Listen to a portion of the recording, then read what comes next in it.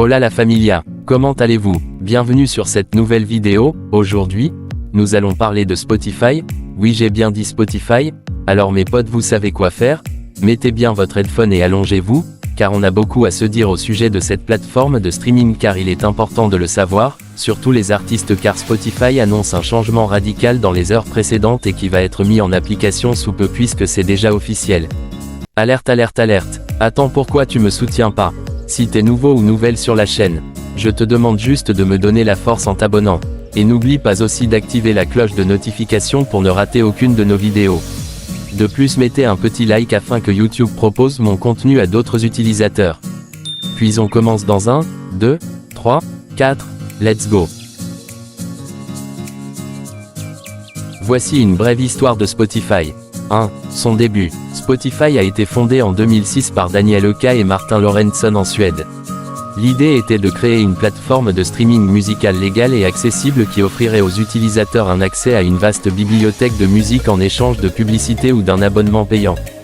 2. Son lancement. Spotify a été lancé en version bêta en octobre 2008, d'abord en Suède, puis dans d'autres pays européens. Son modèle d'abonnement a rapidement attiré l'attention des utilisateurs, offrant une alternative légale à la piraterie musicale. 3. Son expansion mondiale. Au fil des années, Spotify a étendu sa disponibilité à de nombreux autres pays, notamment les États-Unis en 2011. Cette expansion a contribué à sa croissance rapide et à sa popularité mondiale. 4. Son évolution des fonctionnalités. Au fil du temps, Spotify a introduit de nouvelles fonctionnalités telles que la création de playlists, la découverte de musique personnalisée, les podcasts, la possibilité de télécharger des morceaux pour une écoute hors ligne, la qualité audio améliorée, etc. 5. Ses concurrences et partenariats. Spotify a dû faire face à une concurrence féroce sur le marché du streaming musical, notamment de la part d'entreprises telles qu'Apple Music, Amazon Music et Google Play Music. Pour rester compétitif, Spotify a conclu des partenariats avec d'autres entreprises, comme celui avec Facebook en 2011. 6. Son introduction en bourse. En avril 2018, Spotify a fait son entrée en bourse sur le marché de la bourse de New York, sous le symbole SPOT. Cela a marqué une étape importante dans l'histoire de l'entreprise et a confirmé sa position en tant que leader du marché du streaming musical.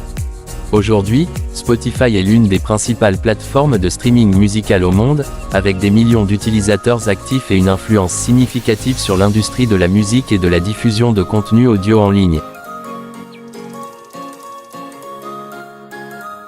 En novembre 2023, Spotify a annoncé les nouvelles politiques qu'il allait mettre en place pour aider à protéger et à renforcer leur écosystème de royalties pour les artistes pros et de demain.